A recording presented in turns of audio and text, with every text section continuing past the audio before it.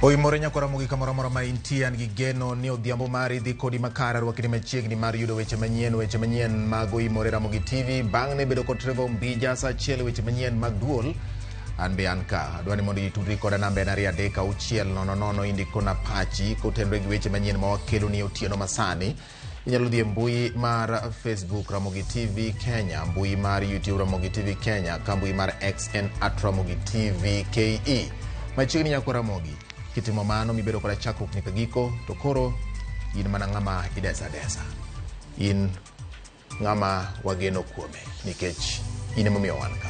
Ne wasingo biro bedo ka wakelo ne dieri e weche matimore. Weche go koro nika. Chikiti chakruok nyaka giko mokwongo ayud thuond weche. We will have a strike notice in May, actually on 9th of May, if these matters are not resolved. KMPDU omiyo sirikal nyaka dwe mar 5 mar chopo dwach lakteche mar chulo gope mag okumba ma lakteche tiyogo kod weche osara.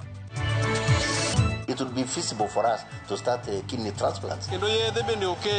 Bang' sirikal lando chwalo osiptal ma Jaramogi Oginga Odinga e rang'iny mar level 6, ber mage manitie? Wadwaro ni koro watie gi yo manyasani mar tiyo gi sola mondo otuo omena. Jokanyo e sekta mar lupo manyo riekni mag reso ohand omena kokalo e masinde mag tuoyo omena.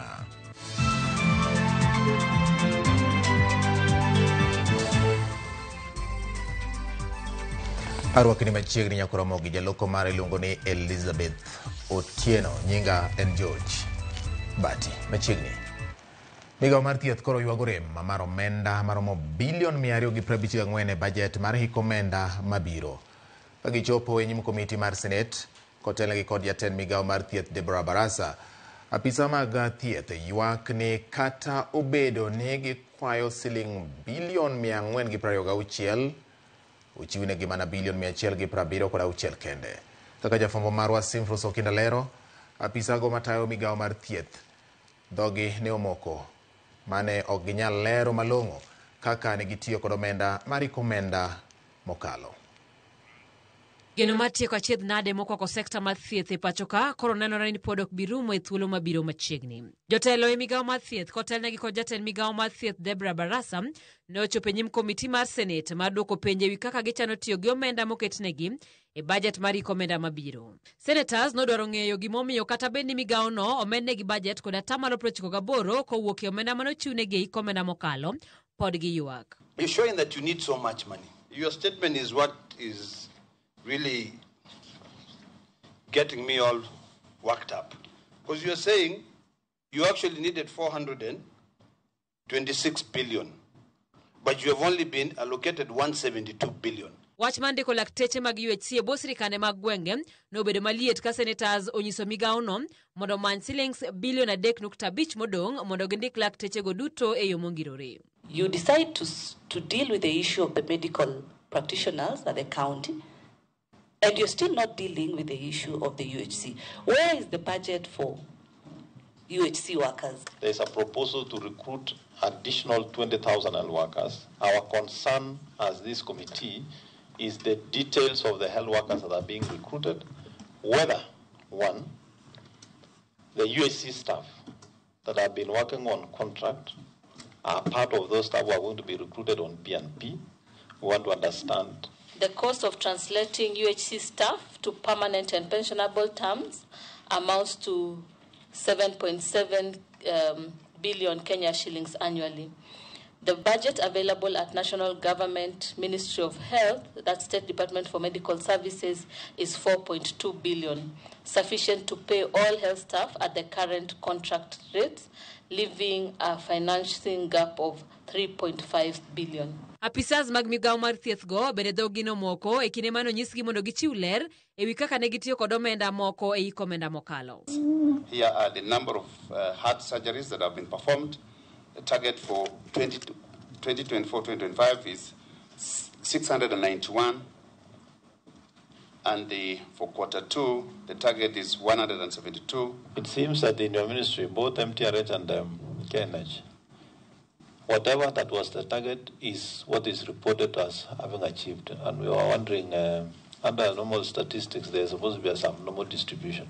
How comes? They don't even exceed, even by one. They meet exactly the number. Senators bende ogwenyore paro kod apisas mag thieth gi e wi chopo kare singo ma jatend piny osebedo ka chiwo ne jo Kenya e kinde limbe mag gwenge mopogore. So can you address this issue of the presidential directives? You know, if they are not in your budget, and this is tied also to the query that the chairman has asked about devolved functions, which you are now clawing back on devolution by carrying them out. The ones in the list that you are telling us they are presidential directive, might be they are not presidential directive, but under the guise of presidential directive, you have actually put those projects there and actually leave the presidential directive out of the budget. Gire mar bilion 254 e migao mar thieth e budget mar ikomenda mabiro nyiso ni jokanyo e sekta no pod biro medo rito mondo dwaro mag gi ochop kare. Simfros Okinda, Ramogi TV. Kawasuri nyakwaramogi ni riwruok mar lakteche mar KMPDU omiyo piny owacho nyaka tarik 9 dwe mar 5 mondo gichop dwaro mar gi ariyo mar chulo gope mag okumba mar thieth mar lakteche kaachiel kod chopo e winjruok e wi omenda ma owinjo bed ni chulo lakteche ma jopuonjre mano winjo chak tich dwe mar 7 mar higani. Kaka Judith Omondi lero, riwruok machielo mar clinical officers bende ne obago ng'anyo ka ywak ni od bura mar Senate odagi winjo ywakgi.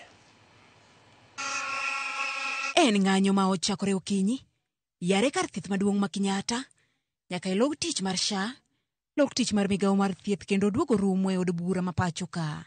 Riwruok mar lakteche mar KMPDU ng'ure wi weche ariyo madongo ma okwongo en gope mar okumba mar thieth mag SHA ma ok osebed ka ichulo ne lakteche kata bed ni ng'adogi, ka bende gidwaro mondo mi piny owacho oyango omenda ma ichano chul lakteche mag interns ma winjo chak tich dwe mar 7 higani. We have noticed a new trend where the new cohort, that is you, appear to be less aggressive or maybe less ready to be on the street.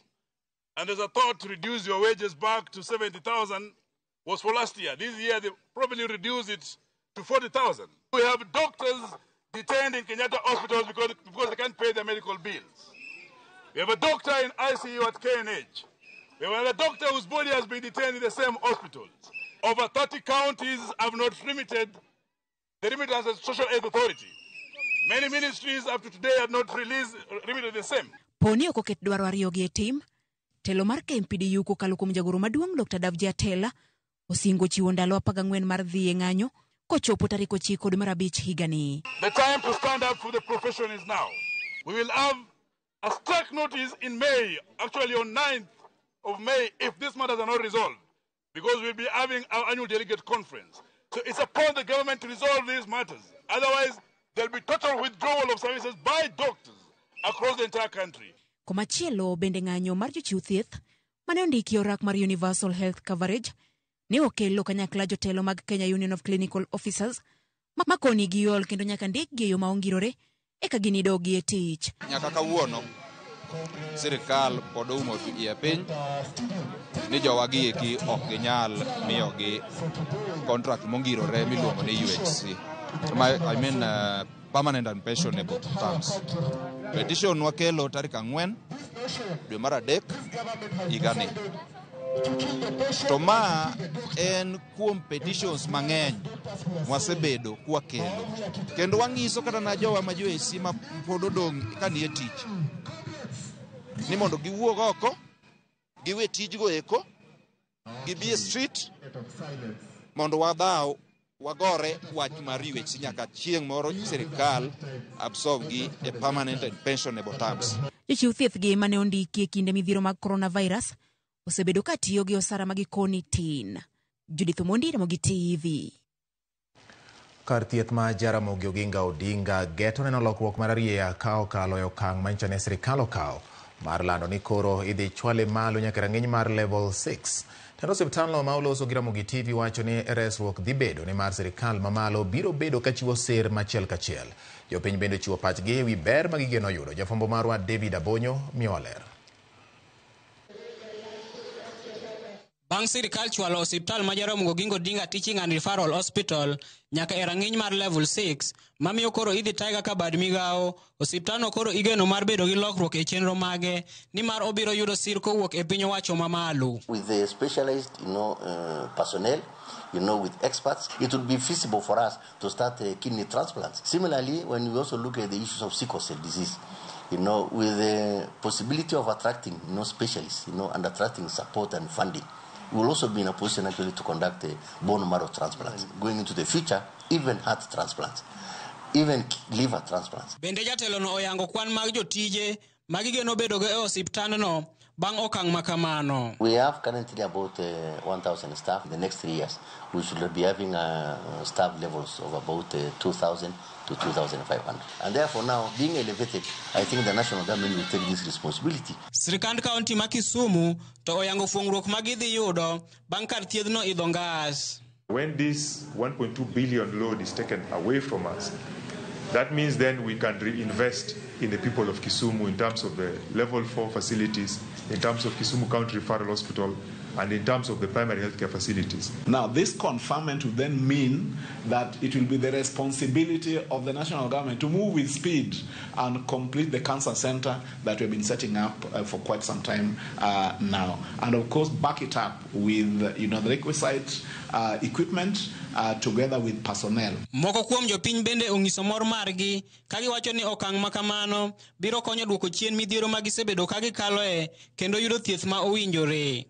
Wan wamor gi gimotimre ni Russia koketwa e rang'iny mamalo makoro tuoche manyochwa dhi manyo oko, wanyalo dhi Kenyatta, wanyalo dhi Eldoret, koro wanyalo tiyo gi fare matin. Iyudo ka ambulance gole Kisumu nyaka Eldoret pok ichulo thieth moro amora ta 70,000 isechulo ambulance. Samoro ok en sure ni ng'ato yudo thieth mowinjore. Gi en sure ni dakteche nitie osiptal kendo yedhe bende oketi. Maka ok ni ka jatuo osedhi osiptal with a problem ka osebedo referred to kendo ichak ikete mondo odhi onyiew yien e osiptende kata e chemistry maoko. David Abonyo, Ramogi TV. Wasuro nyako Ramogi, wawere gimotende kod weche mag thieth. Oyangore ni counties 38 mapacho ka pok oluwo dwaro mar chik nyaka ne kata madwaro ni mondo kete ngia tamalo 30 mar omenda manitie budget ne chenro mag dongruok. Jaga budget Margaret Nyakango ema wacho ma e kinde mano kelo kata e kinde mano romo kod MCAs kama bende oywak ni mibadhi pod okwako 10 counties. Lydia Okeyo noluwo wach ni nyako Ramogi kendo ma e report. E romono ma okelo kanyakla MCAs kendo mano yore gi jaga budget Margaret Nyakango. Achiel kuom weche ma jaga budget osiemo en mibadhi ma omako moko kuom MCAs kod governors kendo mathiro dongruok mag counties. Some MCAs will align with the governors, thereby compromising the oversight function. E romono madhi nyime Nairobi, jaga budget wacho ni mibadhi ma otiape counties itimo ka okalo e riekni mopogore opogore. Inflated contracts. Yeah? So with the best of intentions, if these corruption risks persist, we may not succeed in our oversight. Bende oyangore ni maromo sirikende 38 mag counties okoketo tenge atamalo 30 mar omenda mar budget e chenro mag dongruok. MCAs oseni oket sirikende go tesre mar tieko chenro manochake gi telo manokalo. We know that the ceiling for development expenditure is a minimum of 30%. Not 30% allocation, but 30% spending. Kata kamano, kwayo podo chwal na sirikal mondo ketie pok moromo ne counties. Duol machano pok ne sirikende mag county bende oseo Senate kuom keto pesa mamalo ne counties ka oko kao pachge. In the last formula, you remember how people fought? The formula had a lot of challenge. It had to have like 11 adjournments in the Senate. Now you bring in the independent office players and their specific roles. Senate is also represented, guys of National Assembly, of course the State Department of Devolution. So it gives us a bigger scale of what you do other than oversighting your own specific governor and the few CCs member around your specific county. Lydia Okeyo, Ramogi TV. Kingi mar piny Netherlands Willem Alexander kod min ode Queen Maxima ochako limbe margi mar ndalo adek e pacho ka. E twak mare kod jofwambo e kar jot mar jatend piny Nairobi, Kingi Alexander ojiwo sirikal mondo omi luor ratiro mar jopiny kaachiel kod winjo ywakgi. Kaka jafwambo marwa mar siasa Chris Owino lero, weche mag Kingi Alexander biro e kinde ma sirikal oseyudo seyo kendo oseyudore kama tek e wi lal mag rowere makwedo sirikal kokalo e mbui. Mar ndalo adek mar Kingi mar piny Netherlands Willem Alexander kod min ode Queen Maxima nyalo kelo mor e chuny jopiny kod rowere mag Gen Z mosebedo ka sayo piny owacho mar Kenya Kwanza kuom rocho ratiro maggi.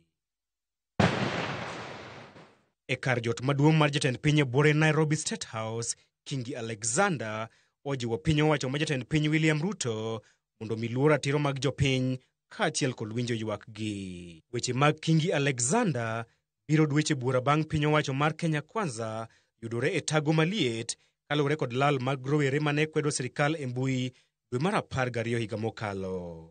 We believe in the future of Kenya, a future that will be determined by the Kenyan people.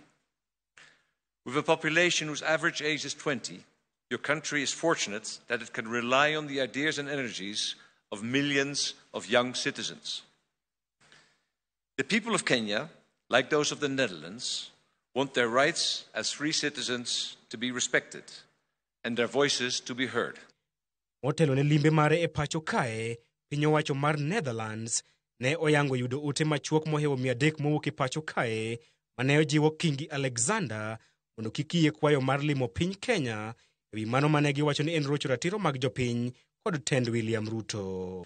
This visit provides an invaluable opportunity to strengthen existing collaborations, explore new frontiers, and accelerate mutual investment for shared prosperity. I'm pleased that our country's strong and mature relationship allows us to devote attention during this visit to issues like human rights, good governance, and accountability. We're grateful to have the opportunity to discuss the concerns that exist in these areas. Kata kamano, William Ruto kod Kingi Alexander opako tudruok e kind Nairobi kod Amsterdam e weche mag pur, arita kwe, limbe kaachiel kod ohala. Piny Kenya kod Netherlands bende ochuoko gi ogirimiti 3 mar nyayo sekta mar pur kod ohala. We have signed a letter of intent that marks a significant step in addressing critical water infrastructure needs in Kenya. This includes an investment for the development phase of the Naivasha Special Economic Zone water supply and sanitation project. Our diplomatic ties go back more than 60 years, and Kenya's extraordinary development over those decades has been highly impressive. Kingi Alexander kod min ode Queen Maxima bende dhi romo kod rowere ma pacho kae e wi nyayo telo makare kaachiel kod ogai mar doho Martha Koome kapok giwuok pacho kae chieng' tich ang'wen jumani. E limbe mare mar ndalo adek e pacho kae, Kingi mar piny Netherlands Willem Alexander okwayo piny owacho mondo mi luor ratiro mag jopiny kaachiel kod neno ni ratiro mag jopiny omi luor. Mabiro bang' rowere maromo 300 ndikone ote mar kwaye mondo kik obi e pacho kae kaluwore kod mano mane giwacho ni en rocho ratiro margi kod piny owacho. Chris Owino, Ramogi TV, State House, Nairobi. Riwruoge mag piny owacho dwaro ni jatend piny William Ruto kod jatend duond bura mar ODM Raila Odinga oneni winjruok mane giketo e kokgi oketie tim kaka ne gisingo ne jo-Kenya. Riwruoge golando sir margi ni winjruokno e kinde kata kendo yango ni gidhi nyime gi lalruok gi jowetegi mamoko e gwenge ma pacho ka mar jiwo jo-Kenya mondo wuoth e twech achiel. Cynthia Onyango nigi ler. E kanyakla margi, riwruoge go ma ok mag sirikal oyango ni giriwo lwedo kendo gipuoyo winjruogno manyocha okelo kanyakla jatend piny William Ruto gi jatend ODM Raila Odinga, kata kamano gidwaro ni ketie tim winjruok manyocha ochuo e kogno. Wariwo lwedo winjruok mani kinda migosi Raila Odinga to gi William Ruto. To kata doko ni wariwe lwedo kamano ntiere weche ma wabiro sondogi mondo mi waneno ketie tim. Ni agenda 10 manyocha ne giketie kokgigi. Ok gidhi bedo wacha to wadhi neno ni gin weche moketie tim kochakore gi report mar NADCO, kochakore gi weche mag ndicho pacho kae, weche mag historical injustice. Nyime kae wabiro romie kendo wagoyie mbaka bende gogai mar ODM Raila Odinga, to kata bende gi piny owacho jatend piny William Ruto, mondo mi wachwal negi bende pach riwruoge ma ok mag piny owacho, nekech piny Kenya ok en mar political parties kata duond buch kende, duond buche mopogore opogore kende. Ranyisi mar weche magidwani mipe kendo chop kare en tieko chutho timbe mag ndicho mag jo Kenya ma osebedo kadhi nyime pachoka. Everybody is living in fear except the abductor in chief, you know, that everybody is nobody is assured of their security, and we are glad that the 10-point agenda seem to address this and speak against and make a commitment against abductions. We are hoping that after the signing of this MOU, the abductions that we have witnessed, including with Kizza Besigye and the journalist from Tanzania, who has lived in this country for years, will be the last. Riwruogego bende odok ne Raila Odinga ni ne okondhogo jo Kenya kuom kawo okang' mar winjruok gi Ruto, ka ewi mano iwacho ni jo Kenya bende nyaka kaw ting' ewi yiero jotelo makare. It is also the responsibility of Kenyans and their duty, particularly those who voted for the leaders of their preference, to take responsibility for the choices they voluntarily made. There was no betrayal because Mr. Raila Baba did his best because he's been there. Actually, he's been fighting for almost 7 times for presidency, but Kenyans have not taken the opportunity to give him that right to lead this country. So for him to join Mr. Ruto, our president, actually is the right thing to do. Riwruogegi koro chano timo rombe kod riwruoge mamoko e gwenge ma pachoka mondo gibed kod lalruok motelo ne bago romo gi Raila Odinga kaachiel kod jatend piny William Ruto e wi okenge mag chwalo Kenya nyime. Cynthia Onyango, Ramogi TV. Kawasudo to en ni komiti matimo nonro e lo seneta ma Busia Okiya Omtata mar biro ng'ado ka olaro kom jatend piny ka to oyo kawuono ne ochopo e kaunti ma Homa Bay mondo gikaw pach jopiny.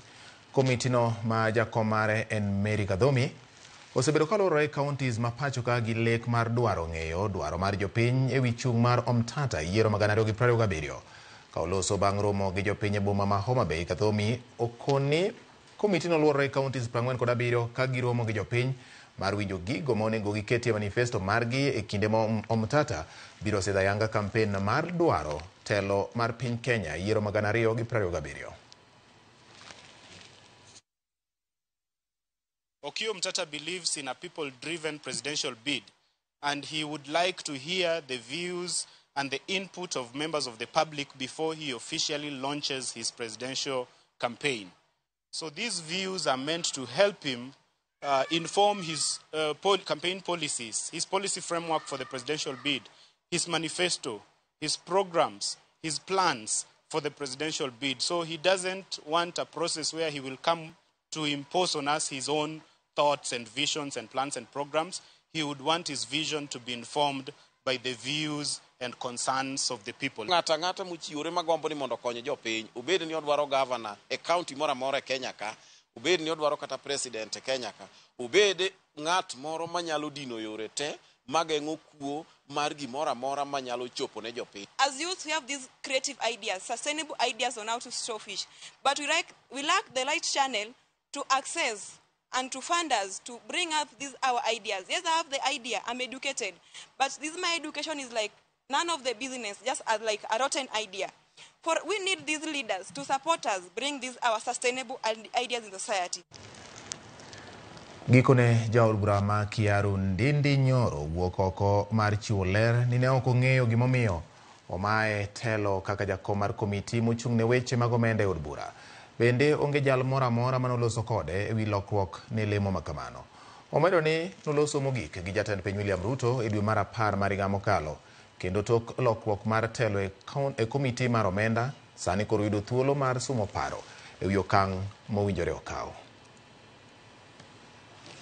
Jumachiel tok ma lemo ma jakom komiti od bura mar omenda Jaod bura ma Kiharu Ndindi Nyoro owuok oko machiwo ler ni ok ong'eyo gimomiyo nolonye e telo kod riwruok ma Kenya Kwanza kendo onge ng'ata manoloso kode e wi lokruok ma kamano. You asked me a very difficult question on why I was repressed.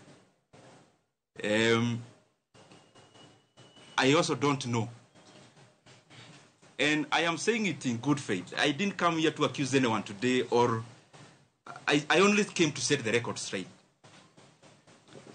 No one in the leadership of our coalition, from whichever position, has ever called me in regards to the position, in regards to what I need to do better, in regards to what I need to change, in regards to things that needed to be done in a different manner. Ka otwak gi jofwambo, Nyoro nowacho ni noloso mogik gi jatend piny William Ruto dwe mar 10 higa mokalo. Mae e kinde mane chenro mathich oko e apisi jalup jatend piny machon Rigathi Gachagua nochakore kendo nenenore ni Ndindi Nyoro ne nyalo kawo kare kaluwore gi osiep makare kendo motwere mane ni e kinde kod jatend piny William Ruto. The last discussion I had with the president of the country, the last political discussion, either a chat or a discussion as it were, was before October of last year. And I would not want, and you permit me to do that, not to discuss any further about any leader. Kata obedo ni jood bura mamoko kaka Kimani Ichung'wa kod Junet Mohamed noseye od bura juma mokalo e wiyo mar pogo omenda. Nyoro jiwo oganda jo Kenya kaachiel kod josiasa mondo mi orang kaka komiti od bura mar omenda osebedo katiyo wirani mago mana siasa. You can do an analysis for the past many years that this position has existed, and then try to see and compare for yourself, because many times it's not good to talk about yourself because you are likely to be subjective. To be objective, the data is out there, just check. However, on the same, every politician have their own brand of politics. Myself, I do not answer evil with evil. Neither do I answer insults with insults. Nyoro kata kamano ojiwo jakom komiti od bura manyien Samuel Atandi mabende en jaod bura ma Lego Usonga mondo mi oketo kenge makare made oganda jo Kenya kendo manyalo chwalo dongruok ma piny Kenya nyime. Kaluwore gi pek ma tij telo ne komiti mar omenda, Nyoro wacho ni koro yudo thuolo ma sumo paro e wi okang' mobiro kawo tokma. Efinya Kidi, Ramogi TV, Nairobi. Erokamano nyako Ramogi akawo yweyo mokwongo dakika 25 bang' saa 3 mar otieno weche manyien mag imore mana kae Ramogi TV kapok adhi ahinya neno ka yawa golo pachgi weche manyien choponwa maler ka gintiere gwenge mag Sakwa Bondo puoch gi pak ni Ramogi TV ilongo ni Honorable Rogers Roy mar Barkowino mawacho kamano. Morris kowuok Renga wacho ni moso mama ne Leonida Koko kod familia mar Dantes Jarenga mama Nicole erokamano. Kufur kantiere Nakuru wacho ni akwayo yawa sirikal owesando dakteche mano gima wacho. Ramogi TV amora ahinya bati kod weche manyien Ramogi TV ilongo ni Omoche kawuok Gem Rangwe. Erokamano. Makamu koni oneno Ramogi TV yo makare kendo mora ahinya wacho ni en director mar broad based government e piny mangima ni piny mora madwa timo benchmarking e wach mar broad based government koro manye nikech lony moseyude gini oneno ka en gima nyalo riembo piny maber. Wacho ni gima joriwruoge mag makirne oganda wacho ni gimedo sumo paro gi suma paro broad based government makoro sani omako piny mano kaluwore gi Makamu kendo wacho ni olamo ne Super PS Raymond Omolo ni sani koro Nyasaye omed telo ne okony meda konyo mond liete gi ithikie manyanza kako timo. Wacho ni sani koro mond liete nyilni maber mano Makamu wacho ni en director mar broad based government dunia msima kata piny mangima. Samuel Ochanda oyucho mar Seme Kombewa watching news live kokalo e view sasa otieno makawuono. Bato imore an Odongo wuod Asembo Jangoma sedonjo chon Asembo kod Bondo kae kendo weche manyien chopono makare ahinya wamor gi wechego kaka gimedo dhi nyime. Gima okwayo ni sekta mar thieth to koro sirikal owinjo bed ni ng'iye, nikech kik giywag pile kamano to sirikal olinga linga. Erokamano udi Tsunami Ramogi kelo weche manyien makare. Duduba Eriko uri Nyaseme kantiero Ruba Kajatenga mano Migori County wacho ni mbendo mor gi weche manyien mag Ramogi TV. Okela loch baja Kiranda kona ni udi Tsunami oimore ahinya. Adier sirikal owinjo ng'iye wach mar thieth mondo obed makare. Maurice Denga uri Kamgundo Republic wacho ni George Bati uri Tsunami yani ni malera ahinya kendo winjo Ramogi malera ahinya ka antire dalawa ka gwenge mag Uriri. Wadwa ni mondo jopiny goganda duto bed gi kwe kendo dongruok ema wadwa ni mondo onen ema pog jotelo. Okay. Kasto bende ano ka Engineer Obura Wood kantiere Mikindani mano Wood Rongo atino ne weche manyien makare. Weche thieth twarore e Senato ng'anyo pek Nairobi buore. Weche ayieni kare tek adier. Sauke marusi bene na yo makare ntiere Nyatika wacho neno weche manyien yo makare. Christopher Malela mano Wood Game Komolo wacho Ramogi TV ler kabisa gwenge mag Kibuye Kisumo. Gikinde ni nyakora Ramogi na muda ka uyo mana mapiyo. Dakika en 29 mosekalo bang' saa 3 ka duogo to podan gi weche mamoko manyien nikech mae odwa kama wakilni weche kaka gitimore. Kik idhi mabor.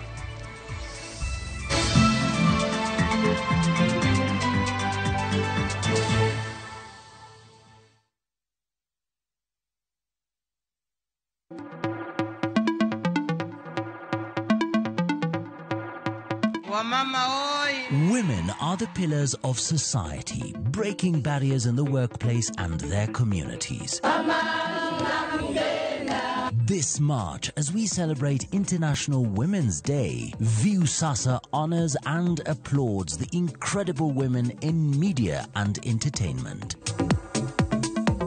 Their work enlightens, inspires and adds meaning to our lives. People of influence. Happy International Women's Day from Viusasa.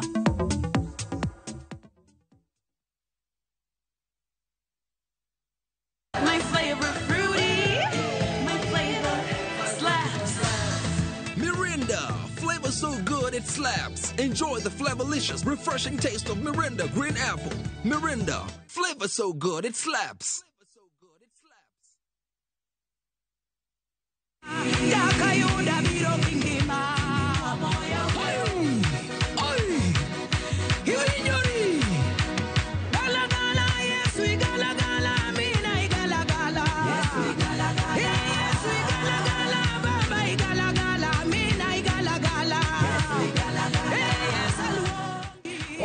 Yesu dutote aminonga ni Evelyn Mudoka mondo miyudi galagala kaka skiza tunmari ni star 860 star 416 hash. Ramogi TV en ot mar jower dutote. Shalom. Jumani e chenro mar ohala gi mwandu. Nadwaro kamoro ma at least kakete pesa to at least anyalo yudo returns on pesa na. Kore mane o introduce agi CIC money market fund. Keno ber. Ngima dhano nitie ga gik moko matimore apoya iluongo ni emergencies. Koro gik ainago ber ka iketo pesa moro thengi. Ne an ka gilek ni ambe chieng' moro na abo los kek kata nyaka ng'e loso kek. Koro sani nyasi mora mora muriwo midwa chame ke aloso. Tich ang'wen saa 1:45 otieno mana e Ramogi TV.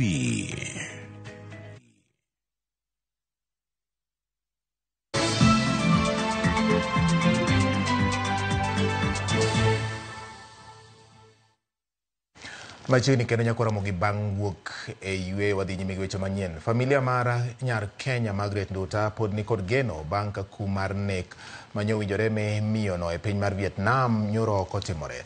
Familia no ne obago lamo makende kawuono ne nyargino kendo medo kwayo sirikal mondo omed keto sinani e reso miyono majegni 37 mayande ne omi kum kuom donjo e piny Vietnam gi yedhe mamero ji mag obwaburu kata cocaine. Gimedo keto geno mar ng'eyo ni en okang' mane madhi bedo e wi kumno ma oseketo moko kuom Jo-Kenya kod jotelo gi chuny ma ojony. Kwa sababu mtoto wangu hakuuliwa, umlete huku Kenya. Asanti sana, nitafurahi sana na watu wengi watafurahi. There's a lot of diplomacy and a lot of communication going on, but the best bit of it is that Ruto is not going to be hanged now. There's a lot of talk going on, and very soon the government will give its position once the negotiations are done. Kawere kod mago ni Gavana Masia James Orengo chiwo milome mar dala par ne kambi mar Lake Agro Limited mondo olalre gi jopiny ewi kaka gitieko ywaruok mosebedo kuom kinde malach ewi kaka itayo thidhia mayala. Orengo kwedo okang' mar piny owacho chiwo kar thidhia no ne jakan mwandu mawuok e piny ma oko kuom higni 66 kowacho ni chik oketo ayanga ni ka ng'ata omiyo ratiro mar tiyo kod puoth oganda, jopiny nyaka kaw pachgi motelo n'okang' makamano. Orengo koni jaket mwandu no nyaka koro tim romo gi jopiny kanyakla kotend kaunti ma Siaya mondo gibedie winjruok. Ka ok kamano to gibi yiene golo niang' kowuok e kar thidhia no.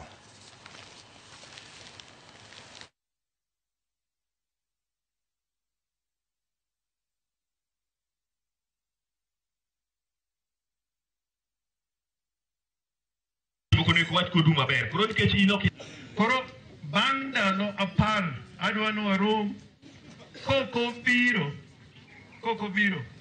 nikech no koket ka eni niang' igolo ka nikech itero piny mamoro ko tamore to abende niang' mawuok Siaya ok nyal dhi kaunti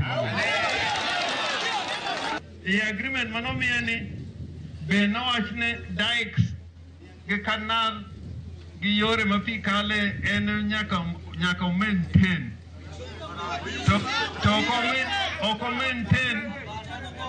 maintain no konyre go to no mondo pi kik ywa mwandu jopiny gi mwandu mag jopiny mano be pok otimo. Nyakoro mogi tich ariyo ka tich ariyo wakelo ni ng'e gwengewa kande kalapapla mar Millicent Adhiambo donje gweng' to kolo i gwenge duto manitiere alwora no mondo ong'eni to nying mar kako cha gweng' no nochakore nade. Mane momiyo kawuono ni wada penji ni to bende ing'eyo sigana mar nying ma iluongo ni Sigoti manitiere Nyakache kaunti ma Kisumu. E chenro mar ng'e gwengewa kawuono wang'iyo sigand nying mar Sigoti kakikelonwa kod Millicent Adhiambo.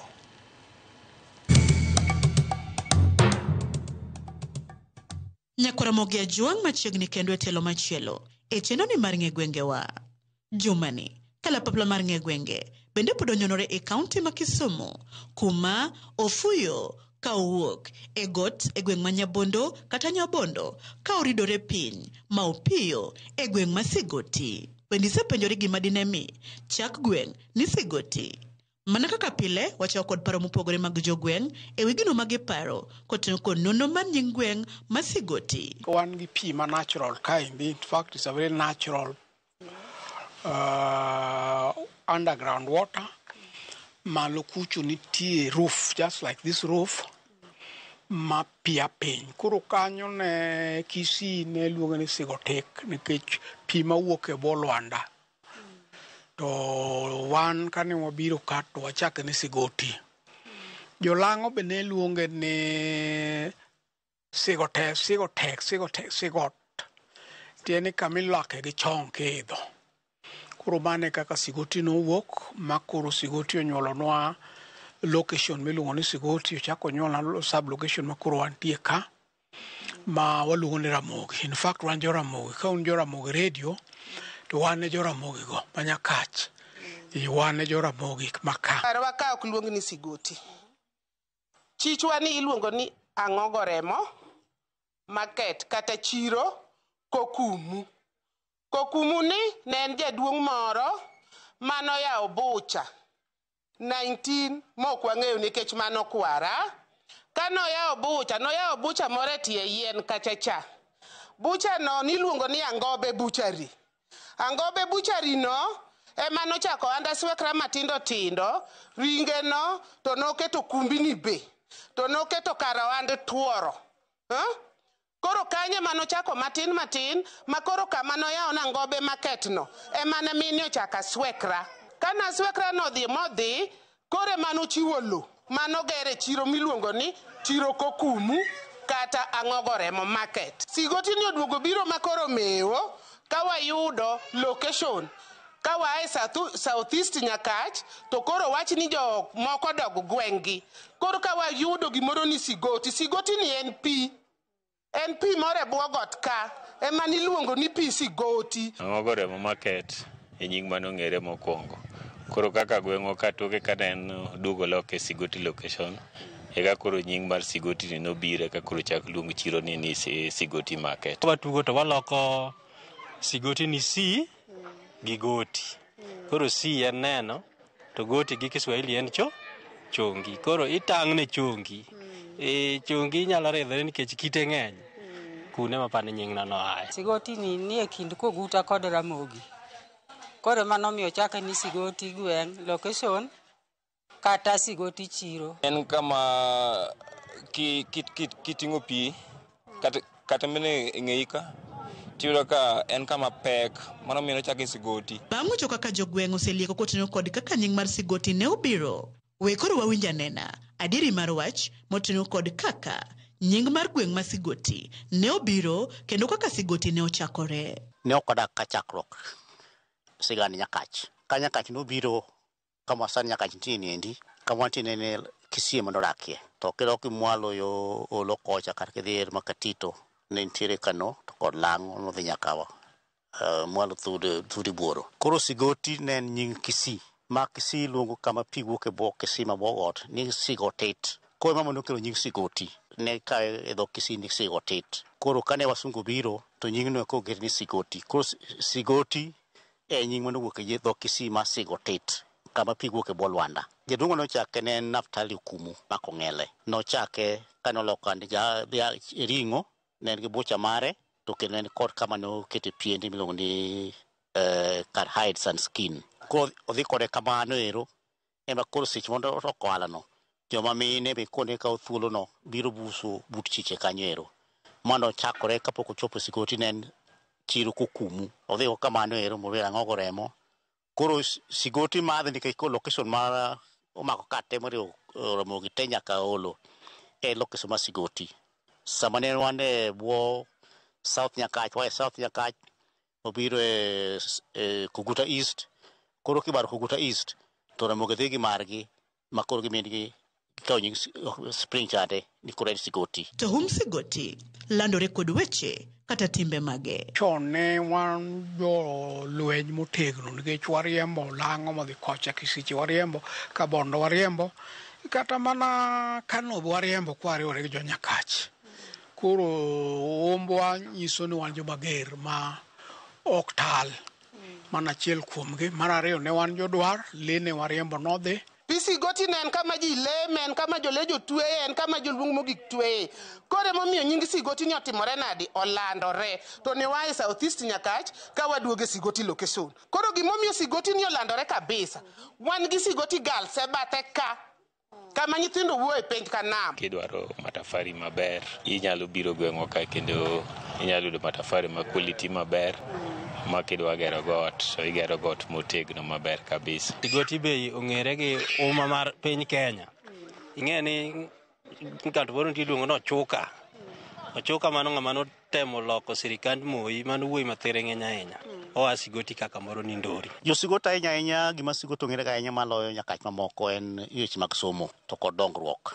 Gimiyo uma Sigoti landore nitie matafari moko ma iloso ga sian ka gi youth. To bende gweng' ma Sigoti osenyuolo dongruoge e ngima jodak maluorani.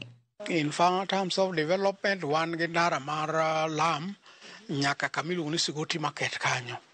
Koro Sigoti market sani osechako nyuolore nikech aneno ka wanyuolo wan gi incubator mar gwen just about 500 meters from here. Wan gi Sigoti Resource Center nitie kaendi. Wan gi Mwalo Olo Resource Center ma dongruok nitie. Wan gi Sub-County Health Hospital bende wan tiyo go kaendi. Dongruoge ma wan go to koro ok lich ahinya wan gi girofa, wan gi osiptal ni butwa ka, wan gi health center be wan go. To kata health center wano onge kata yath. Kendo sani king'iyo ka wan kod chiro ma nogenwa kod county government ma minewa masani koro uso kanyo ginyalo uso kamoro maber ma ok en kamoro mipedho gik mokelo. Inyalo neno ng'iya ka nitie lam. Lam ne onge, sani neno ka lam oringo, dho ok connect nyaka Mwalo, to kabeto ndiko connect nyaka Papo Nditi kocha. Chon gedo ne tin, ne wan mana gi ute mag gebo, to sani waneno ka Sigoti wa ka wan nyaka kod girofa. Koro waneno ka dongruok maendeleo nitiere matin, to wadwaro ni wakal kanyo. Sama wuoyo kod ni wan kod secondary schools 4 e location achiel, wan kod primary schools 8, wan kod police stations 2. Kata obedo ni Sigoti kwano dongruoge achiel ariyo adek, rem mage mapod nitie makokele alworani, to Sigoti nyalo bedo dongore kaka owinjore. Gima thiro dongruok infrastructure kaka lama nchokel cha nchokel akila to loka moro achiel odwa ni mondo lamo dhi health center wan gi ring road kaendi makane wanyalo yudo ketnwa lam maluor machop Nyamaroka kama uneno cha to it would be very okay kendo chako yud ring road moro mochomo bodi te wadwaro ni stima nindi mondo med keye mondo chope dala in the name of rural electrification nyalo miyo dongruok medore. Wan grema wan go ni jensi wa leo go kuolit kata joma ritwa onge mar adek mine loko wanda swekra to gima gilok go botimore nade bende onge. Koro ka sirikal nyalo konyowa gi gitoken moro matin wan be gikonywa mondo wayud kaka waloko. Sitima moro ne okelnwa chiro ka pol mineno chungni sitimbwa ni ok liel mini go teke ko achiro godhiambo to sigo ni kucho to semai Ondu ni malo kabisa. The chief ma the area minus sisa chief masani osetemo. Koro ka the government nyalo wuok oko ma migi support to ku nyadok piny mondo dongruok obedi. Wan kod college moro kama ne ochaki mar agriculture. College no gore piny. Dawa kwa sirikal ni ka ok onya bedo college mar agriculture to gilok no gobedi university branch moro gwengo dongi. Wan Sigoti Spring ne miyowa pi kendo pi maler malich. Pi ma bendi modha okikete kata mana yath. Pigno nodinorenwa ma ok wanyal dhi maber. Jomoko nobiro momiyowa kony, jo UNICEF momiyowa molosonwa steps to maintenance onge gikethore. Koro dakwa ene well wisher manyalo konyowa kanyo to mondo konywa mondo repair steps go mondo pigno wayudi. Mana kamano nyakwara mogigi kanyi mwachopo godo e giko matilo makawuono e chino ni mar ng'e gwengewa omiyo kik idhi mabor medikete mane wang' jowi mari mar Ramogi nikech ka ema medo koloni nonro mar gwenge mopogore. Oriti masani warom kendo juma manyien. Nyinga Millicent Adhiambo kata kihero inyaluonga ni Nyaboma.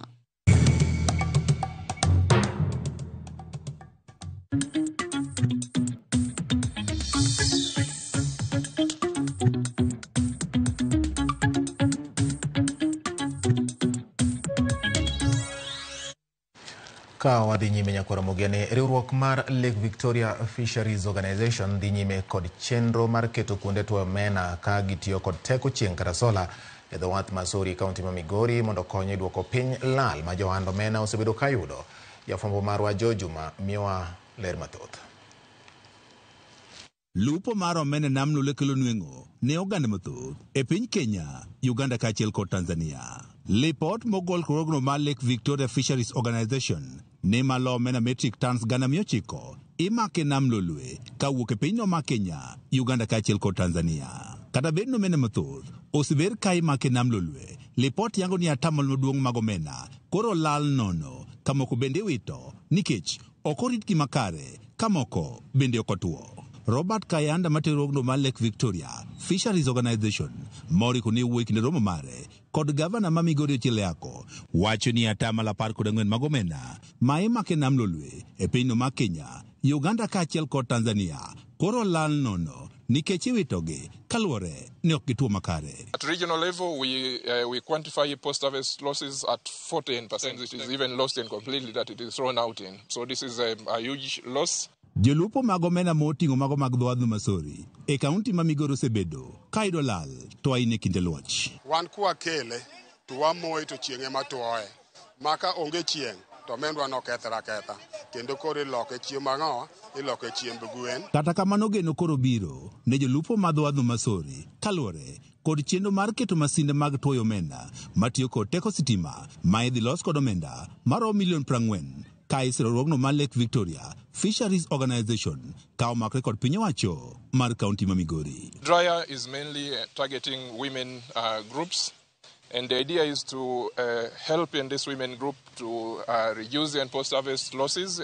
Wach mar mo omena e kuoyo kata oko kanyo, wadwaro ni koro watie gi yo manyasani mar tiyo gi sola mondo otuo omena, to kendo otuoe mapiyo. Onyalo tuo omena tan 3 e seche 24. Okelnwa solar dryer. Koro kata koth chwe to wabro bedo gi yot mar loso omendwa no e yo mowinjore manyalo yudo chirni oko bende. Riwruogni mar Lake Victoria Fisheries Organization ma bende siro riwruogno mar IFAD ka opogore kod kelo masinde mag tuoyo omena bende ne ochiwo tiegruok ne jolupo e yore mag rito omena maler mondo giyudi chiro malong'o. Ginyiso kata mana kwa ting'o to konego wakete traf, onego wakete gima chwero oko nikech pige maricho ka tuo nyalo donje to omena yudo tuo to ng'ato yudo tuo. Nikech wan wa mama wawinjo pek kabisa kor tuo mar omena. Warwako kabisa gimukelo makadang bed adieri ni wanyalo yudo konyruok e yo mar tuo omena to dang wago erokamano.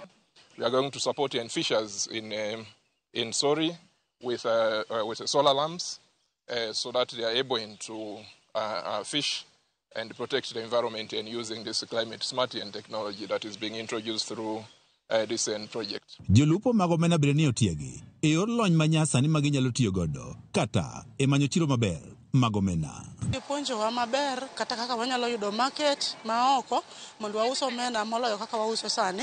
Huu mradi umefinance utengenezaji wa application ambayo inaitwa eFisher app, utengeneza chatbot ambayo itawasaidia hawa wavuvi ama wafanyabiashara wa samaki kuweza kupata taarifa muhimu. Inawapa mwongozo wa masoko yako sehemu gani ya uzaji au samaki wadogo na samaki wengine. Nyaka sani jolupogo mag omena dhowadhi ma Sori koro keto mana geno margi kuom chieng' e tuo omena ka bende kinde bende koro koth nitie gibedo kod pek e tuo omena. Igeno ni chenro machal koda mae koro dhi konyogi e wechego mag tuo omena. George Juma, Ramogi TV, Migori. Kambi mar tudruok mar Safaricom oyango romo mar ndalo 3 mar twak kod nyiso kit lony manyasani ma idendo ni Safaricom Decode. Romono ma obage kar romo mar Sarit Center okelo kanyakla kembe jolony kod jopuonjre ka gigeto jiwo kit lony manyasani e Afrika ma Ugwe. Jatatije kambino Peter Degwa olero ni giyango tiji jolony e weche mag lony manyasani kaachiel kod tudruok mar neno ni nitiere dongruok e sekta mar tudruok kod ngima oganda. Kambino bende geto riwo lwedo jolony mar neno ni giyudo puonj ng'eyo weche mag arita e mbui, ohala ma itimo e mbui e kind weche mamoko. It requires us to push the boundaries of digital engineering, to collaborate across disciplines and embrace a culture of innovation. We'll delve into at least 4 or 5 main areas. One is intersection of physical and digital. We'll explore how traditional engineering disciplines are converging with cutting-edge digital technologies, just like with the digital twin I spoke about, creating unprecedented opportunities in areas like smart infrastructure, sustainable energy, and advanced manufacturing. The code gives an opportunity to our techies and engineers. This program or this week is primarily meant for young people, people who are early in their career, probably students, probably in their first job, probably in their second job, but certainly those who are at an early stage. Hope Ligami jawala e kaunti ma Nairobi obedo jaloch mokwongo e tugo mar jomoshe na Shabiki Jet X ka oyudo omenda maromo $250,000. Hope matugo kinde ka kinde Shabiki.com wacho ni osebedo ka oyudo loch maka kod kacha e tuke mopogore opogore mag Shabiki ka ong'iyo mar jiwo ohande kod omenda moloyogo. Tugo mar jomoshe na Shabiki Jet X nigi mich maloyo $2,000,000 ka jotugo 10 yudo $50,000 odiechieng' kodiechieng' ka juma ichiwo $250,000.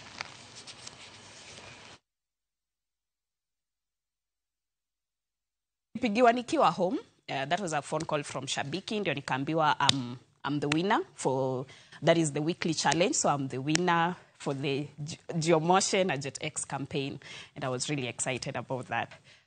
I've been betting with Shabiki for quite some time because nilijua Shabiki kitambo, that is through a friend, and then sasa kanionyesha how they go about the betting and stuff, and so I've been doing that consecutively. Sometimes I've been participating in this to random challenges, promotions, campaigns. So actually this is not my first win. Nimekuwa nikiwin tuseme small prizes. So for this the 250,000 this time, I can say I was incredibly fortunate to win this huge amount. Jomoshe na JetX campaign niliona social media because I'm an ardent fan wa Shabiki, so I follow them closely on all their social media platforms. So that is where I got wind of the promotion and I hopped onto the challenge. Nilieka stake ya 50 bob. Na actually sikujua itakuwa na the highest multiplier, so I was lucky.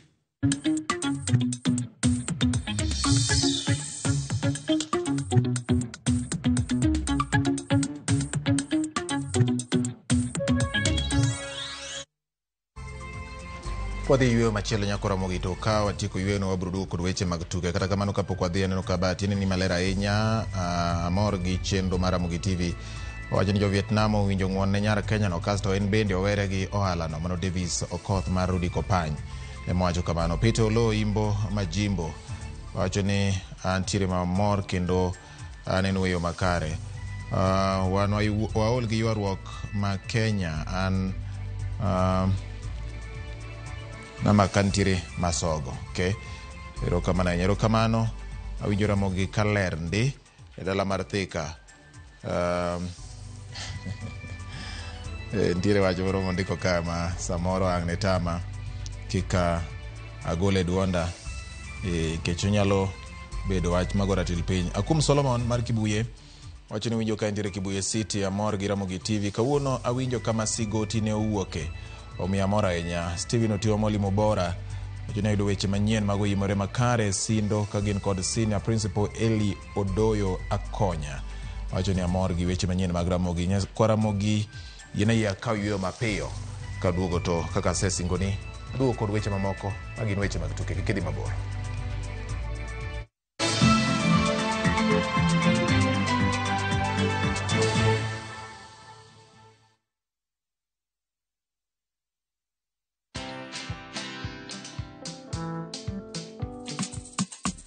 Today we're being flagged off and starting our 5-month journey. Around Africa. Yay! Hi. The dream they have to educate 50 for life inawezekana. We're doing this to support education of needy students through the Logos Endowment Fund. We invite you to follow us on all our socials around Africa on motorcycle. Watch this story and more. Download the Citizen Digital app or visit www.citizendigital.com and find the Citizen Originals portal. Kenya's #1 app, Citizen Digital.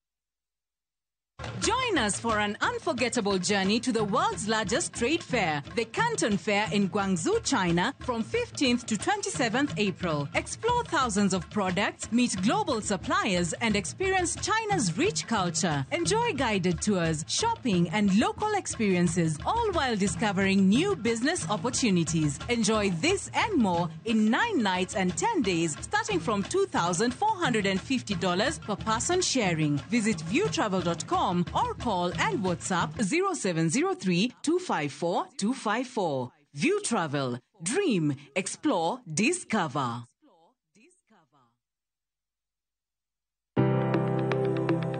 En gima konyo e ngima mapile, to ken gima ng'ato dwaro e ngimane. Bedo gi ngima maber miyo ng'ato dak e ngima maber. Kapok achopo kama dhi osiptal mamiya yath, ang'o manyalo timo. Riwri gi Ruth Otieno e penj laktar, ka wakelo ni paro mag jolony, paro mag reso ngima ji, kod sigendni majiwo ji. Sickle cell en tuo mawuok kuom jonyuol.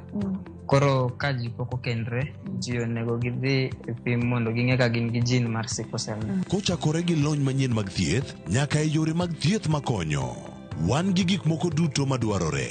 Ka iwinjo kaki wuotho to kawira maki wi bari seche te idhi adhi osiptal wacho ni anadwa mondo kawuono pima remo. Penj laktar. Wuok tich nyaka tich abich saa 12 odhiambo mana e Ramogi TV.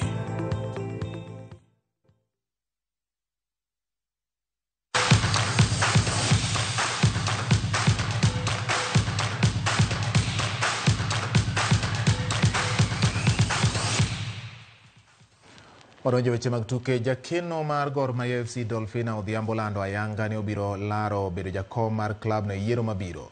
Kotwa gi jofwambo mana odiochieng' achiel tok jakom Ambrose Rachier bende lando ne obiro nuo lwete komno.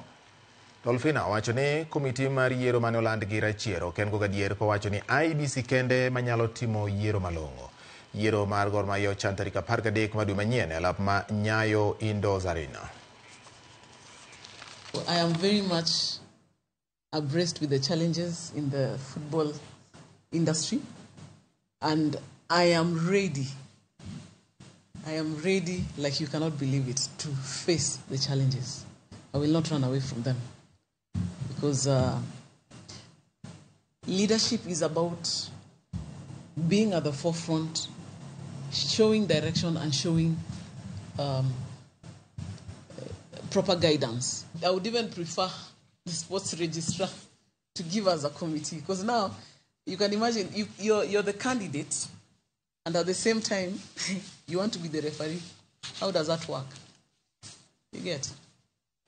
These people should have been vetted. They should be vetted by the AGM. Now you see the AGM and the elections are on the same day.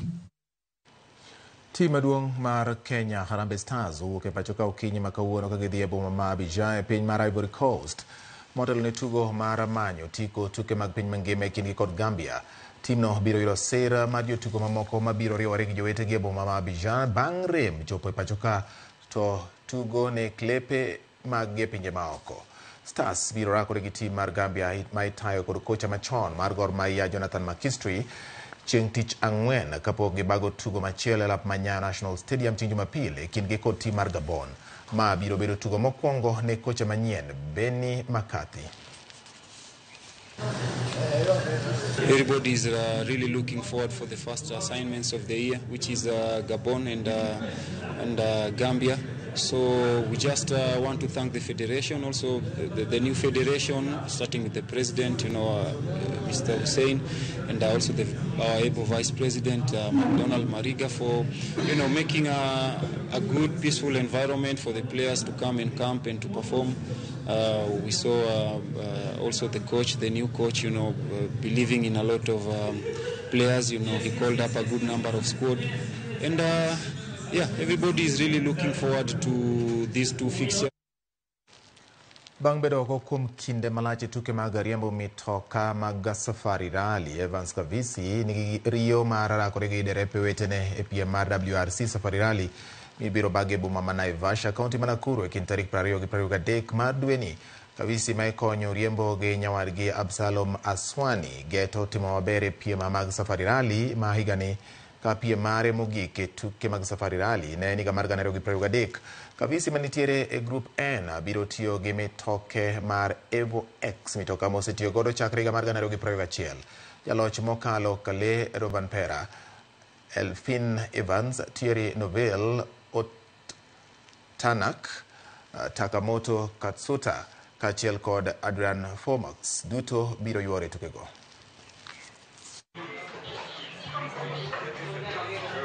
Part of the process we've gone through is rebuilding the car. Let's start from the bodywork all the way down to the engine. We've rebuilt that totally from the bottom up, and we typically need to run that in for a few kilometers to just make sure that everything gels before we actually map it properly and get it out going on the track. So that bit we are actually trying to sort of conclude, because then we have the diffs and the gearbox, the transmission, so to speak, to finish up. Team mar Kenya Pipeline oloyo team mar Kenya Commercial Bank set day kuom achiel e tuke mag volleyball mag Kenya Cup mano bagi alap ma Kasarani Indo Arena. KCB mitayo gi Jafet Munala noloyo set mokwongo points 28 kuom 27 kapok Kenya Pipeline jiwo itugo margi kendo loyo set mar ariyo points 25 kuom 17. Loch set mar ariyo nomiyo Pipeline mijingo kendo loyo set mar adek gi points 25 kuom 17 mane otero tugo e set mar 4. Pipeline ma itayo kod Geoffrey Wino notieko tich e set mogik gi points 25 kuom 22.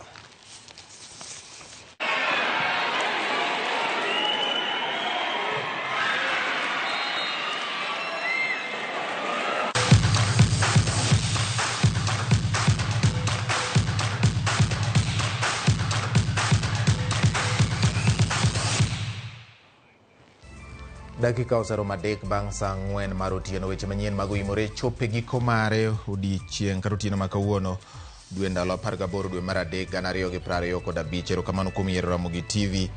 Aneno ka mor ahinya Vivian Alan kantiere Masaba e Migori County wacho ni amor ka awinjo kama sigoti nowuokie. Wacho ni omoso Val nyamin gi. Frank wuok Georgia neno kendo winjo maber ahinya. Hello Daddy Cool.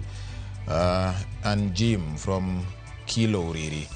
Ng'o miyo ng'e gwenge wa ng'eny mana Kisumo. Ng'isi motelo ne kama wadonje to mi ng'eyo mar gweng'no mangima. Miyo kaka lapapla mar mili otudre ni opio Kisumo nyakora mogi. To koloni gwenge mathoth ma Kisumo. Miyo kikibed gi wasiwasi kod donje gwenge ma Uriri. To gwenge duto ma Uriri kanyo bro ng'e chal margi. Kaka nying margi no chakore. Koro Jim de nyuok lakini kikotho. Weya kamano nikech kalapaplano biro biro gwenge ma intie. Awiko wuode Nyarai kawuok Simbi Nyaima wacho ni Ramogi TV ler kendo weche manyien mora kata kamano weche matimore modhiera. Nyaringa Alfred wacho ni winjo news makare ahinya entiere ungo e Karungu. Erokamano in bende kuom kete Ramogi TV manigi chakruok donge bedo gi giko. Mor kod Lodvik Jamgomra bende okoni en bone Ramogi TV kendo weche manyien wakolo e yo mong'ith kendo e yo makare. Kao kamano to Dana Lila wacho ni Morebati wach malit ni lakteche ng'anyo nikech ok ginyal chulo kumba mar thieth margi giwegi. Piny ochomo kanye owadwa. Martinez Nyakwaro Oro wacho ni Wuoda Sembo Ndori watching live Uimore. Erokamano Martinez kuom kete. Kijana Festo live from Migori Suna West Sagero. Erokamano Wodala Odongo Wuoda Sembo Jangoma Ramogi TV ler mokalo. Erokamano Elungoni Roderick Meredith live from Oyugis Nyalenda. Kaso Jakonia Oyugi bende nitiere kanyo go picha Jachuma Samuel Oyucho bao moja deno Jack Jawariada. Neno ka duto te gintiere kaendo Elisha Odhiambo Wuoda Sembo Nyagoko bende nitiere ka achiel kachiel. Florence Cattell from Bondo Town bendo keto Ramogi TV. Neno ka ji neno wayore mag mbui Mboya Sandis chini Siba Mdindi Nyoro nyaka koro lok pache kuom Jakom Raila Odinga nikech sani koro oseneno pek ma Jakom ni godo e siasa ma pacho ka. Mano kaluwore gi jana neno nyakora Ramogi.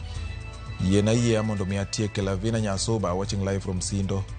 Limbe Kingi no ningo umiwa mondo kele mana makare.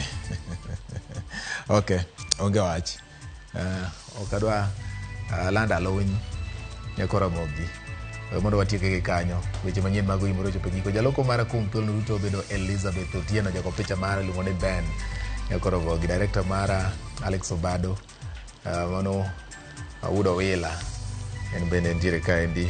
Sound master mara nyakora Ramogi birano chalo ka ntiere kanyo. Jadirna ndege ma suo weche gi manyien kabiro kuomi ilongo ni Nyagi Morimo Belinda nyakora Ramogi. Uduto temo keto wang'u kendo chiko iti Ramogi TV. Poch gi pak maduong' ahinya kuom kete. Kanyinga en George Bati Oriti Masani.